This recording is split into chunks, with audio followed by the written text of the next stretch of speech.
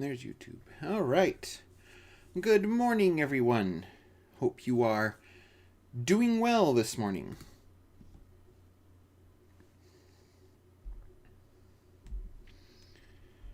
It is finally now Tuesday.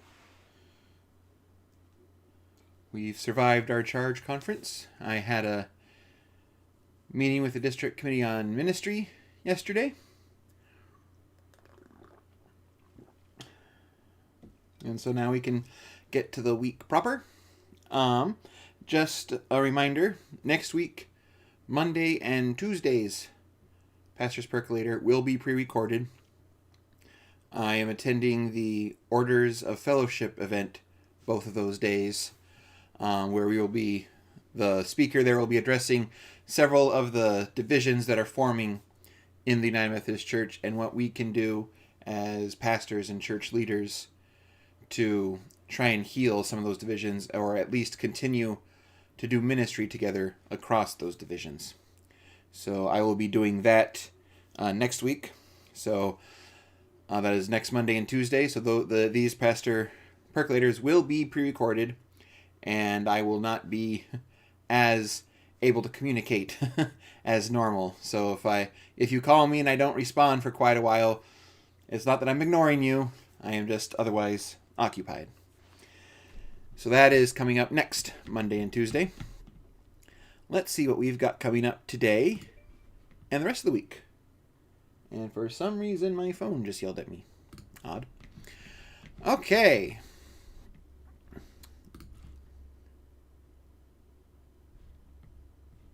All right. Currently, it is 59 degrees in the great metropolis of Brandon, Iowa. It feels like it is 58 degrees because, again, that degree makes all the difference. If you are in the shade, it feels like 54. The air quality is excellent. Take a look, see what today. High of around 71. Possible shower in the morning, partly sunny the rest of the day.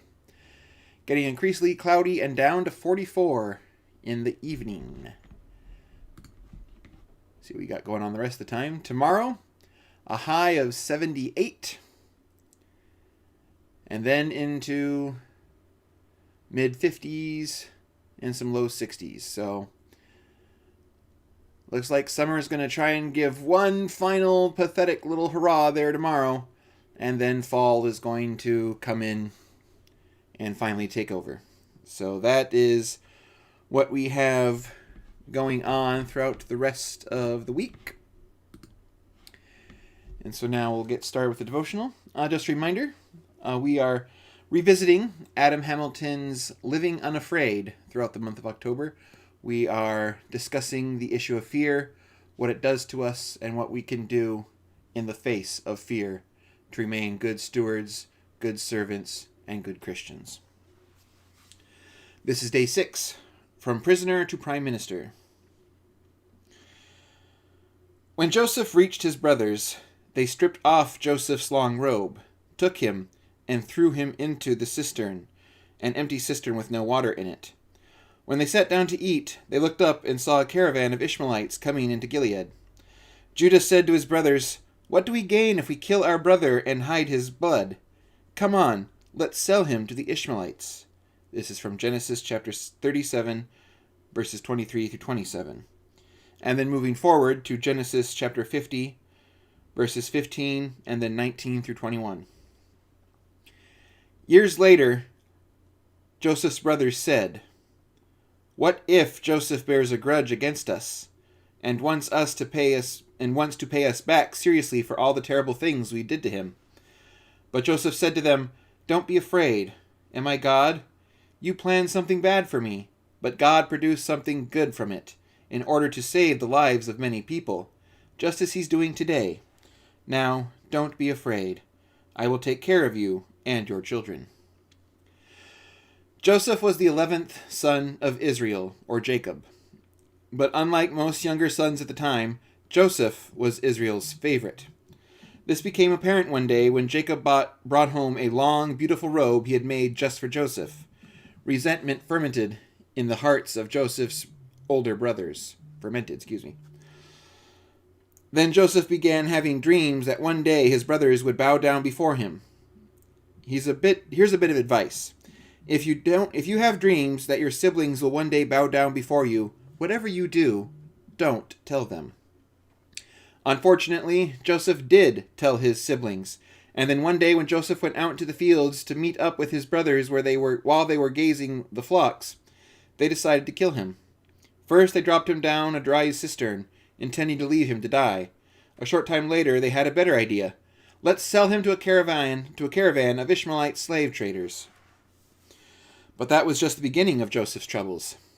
The traders sold him to an Egyptian officer named Potiphar. Joseph put his head down, trying to work hard for his master, but Potiphar's wife took an interest in him. When Joseph rejected her advances, she accused him of attempted rape, and Joseph was sent to prison. Joseph had fallen from the favored son of a successful herdsman in Canaan to a slave imprisoned in an Egyptian jail. His life had become a nightmare. Stories like Joseph's happen in our day too. For 24 years, Darrell Burton served time in the Missouri State Penitentiary for a murder he had not committed. Key evidence that would have proven his innocence was withheld by the prosecution. At first he was bitter, angry with the system that had unjustly convicted him. But one day he wrote a letter to Jesus, saying, Jesus, if you are real, and help me get out of this place, not only will I serve you, but I will tell the world about you. He began to pray for those who had testified against him, and for those who had suppressed evidence that would have proven he was innocent. His bitterness eventually began to fade, replaced by mercy and compassion. Perhaps you've been rejected by family or friends, sold out, mistreated, or accused of things you had not done. Maybe you've known the pain of repeated injustice and, perhaps, the fear that your life will never get any better, that you are destined to suffer forever. I'm guessing that Joseph knew moments of anxiety, fear, and despair as he sat in his Egyptian prison. He had to have cried out, like the psalmist, "How long, O Lord, will you forget me forever?" Yet despite this, Joseph continued to trust God and sought to do the next right thing. Genesis records that in prison, the Lord was with Joseph and remained loyal to him. He caused the jail's commander to think highly of Joseph. Joseph was given responsibility to supervise and care for his fellow prisoners, and his ability to interpret dreams ultimately brought him to Pharaoh, whose troubling dreams no one else could decipher. Joseph interpreted Pharaoh's dreams to be warnings about an impending famine. Pharaoh exonerated Joseph and appointed him to oversee preparations for the famine and the distribution of grain during the famine, something like a prime minister. One day Joseph's brothers came from the land of Canaan, where the famine had left them without grain, and knelt before Pharaoh's official, not realizing that he was the brother they had sold into slavery years before. In the end, Joseph forgave his brothers and saved his family, as well as the future of Israel, by providing not only grain, but land in the fertile delta region of Egypt. The story reaches a climax when Joseph's words to his brother, "You planned something bad for me, but God produced something good from it. This is what God does with the painful things in our lives." Darrell Burton's case was eventually reviewed by the courts. Evidence that had been originally suppressed was admitted in court, and in 2008, Darrell was exonerated and released from prison. To fulfill the promise he'd made in his letter to Jesus, he enrolled in seminary and became ordained as a United Methodist pastor. He now serves as a congregational care pastor at the Church of Resurrection, and recently started Miracle of Innocence, a ministry for wrongly convicted inmates. Darrell is one of the most remarkable human beings you will ever meet. He is a living example of the way God takes the painful things in our lives and brings something good and beautiful from them. Don't give up when your life seems to be on a steady downward spiral. So were Joseph's and Darrell's. Hold on, keep trusting, and continue to do what is right. God specializes in redeeming and producing good from unjust suffering.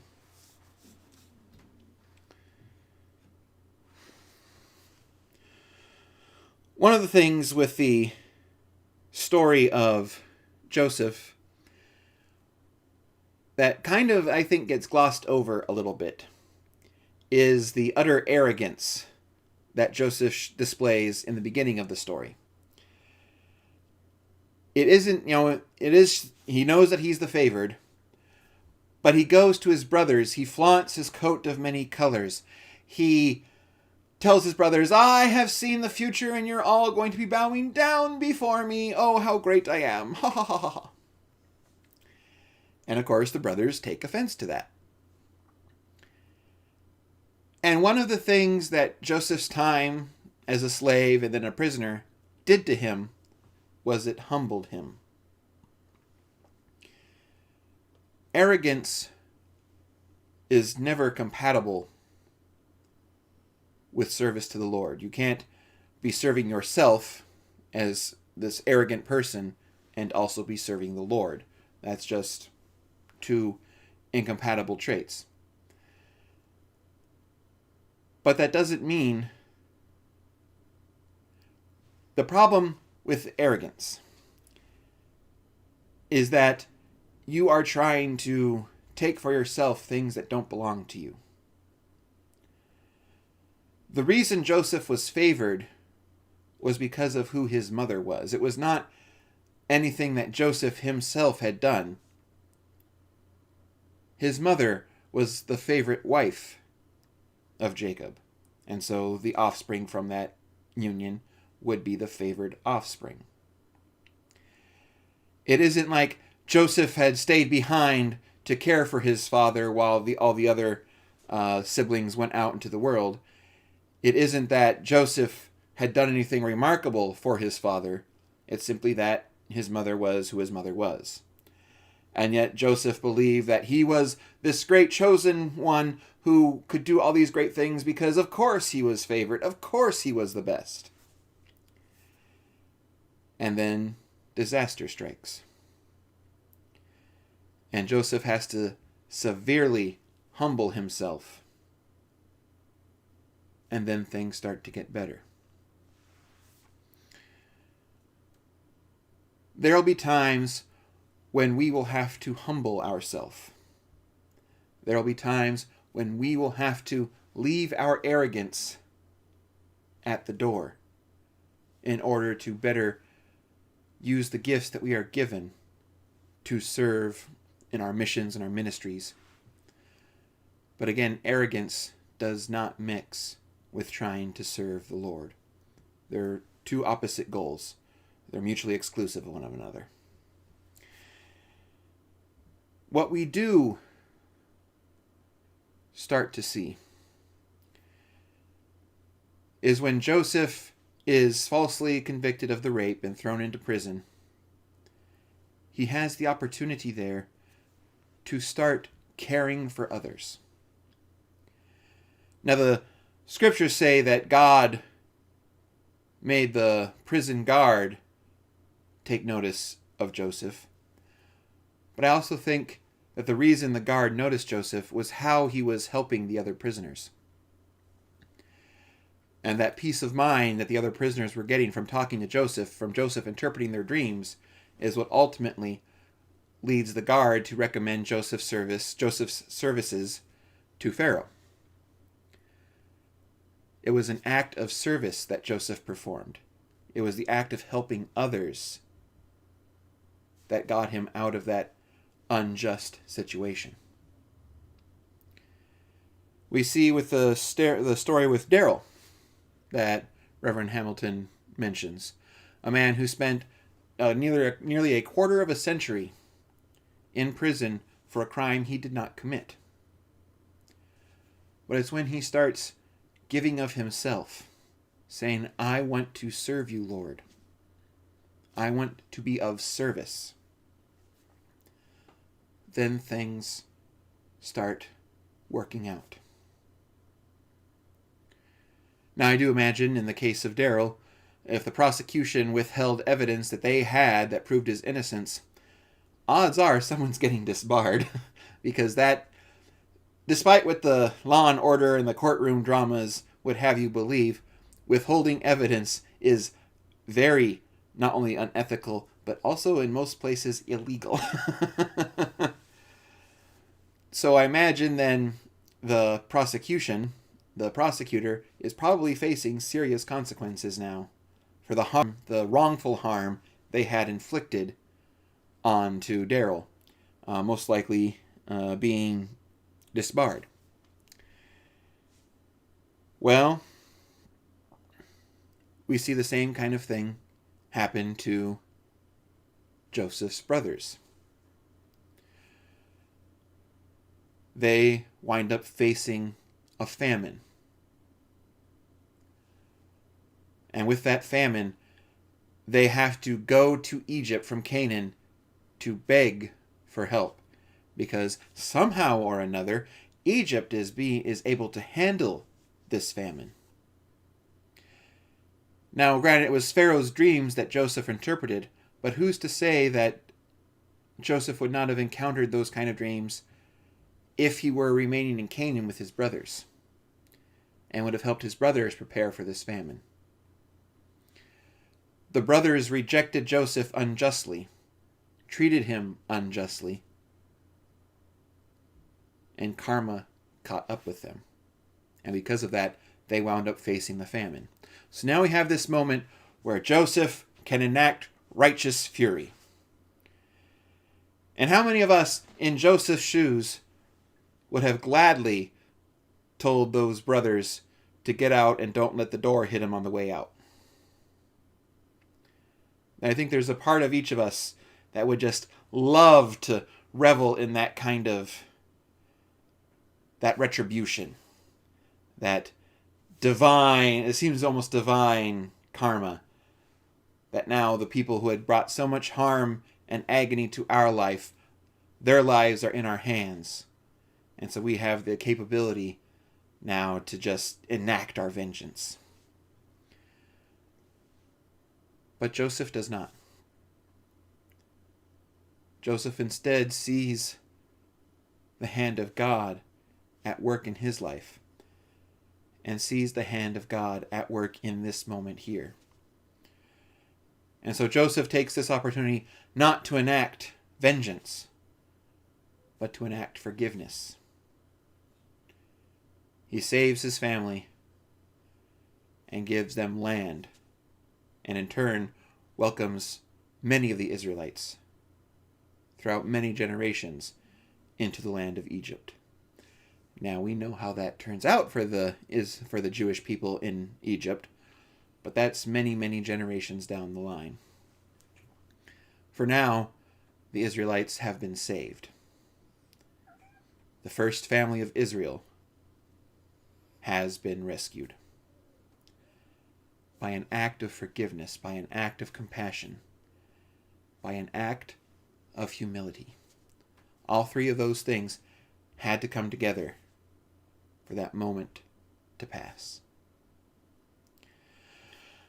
A lot of times we are accused of things we did not do, and it can be very difficult to let go of our anger.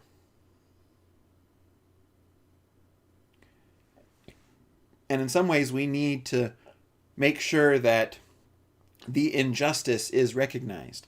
I'm sure in Daryl's case, the injustice had to be recognized, mainly because that way it would not happen again. You can't have people having evidence that someone is innocent and hiding it simply to win a court case. There's no way for the justice system to work properly that way. And so we have the case where Daryl probably forgave, in his heart, he forgave the attorney, the prosecutor that withheld evidence. But there would still have to be consequences for that action. Just like in his heart, Joseph forgave his brothers, but they still had to suffer to be able to come to him humbled. When we forgive, we are not giving permission. We are giving release. When Joseph forgave his brothers, he was not giving them permission to then beat him and sell him into slavery again. He was saying that the harm they had done was washed away, and now they could be rejoined as a family once more. And that is important, to be joined as a family. And as we start getting in the middle of October and we start seeing the days near the end of November creeping forward, we see Thanksgiving, we see Christmas, we see these family-oriented holidays. Now, I said many times, it can be difficult sometimes with family members we may not agree with, family members that we have history with, but they are still family. And while we may not want to deal with them much on Facebook or social media, when it comes time to break bread together, they are still family. Just as Joseph had his history with his brothers, at the end of it all, they were still family. And now, I offer this prayer from the end of the chapter. Lord, I believe that you bring good from the pain, adversity, and injustices of life. Help me to trust you in the difficult times, and to continue to do the next right thing, even when others wrong me. I pray that you will take the hardships of my past and bring something beautiful and redemptive from them.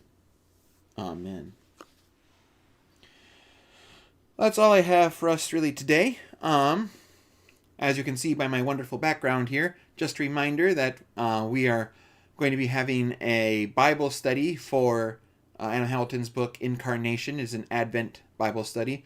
That will start, we'll be doing it the first week of Advent. It will start on Tuesdays and Wednesdays.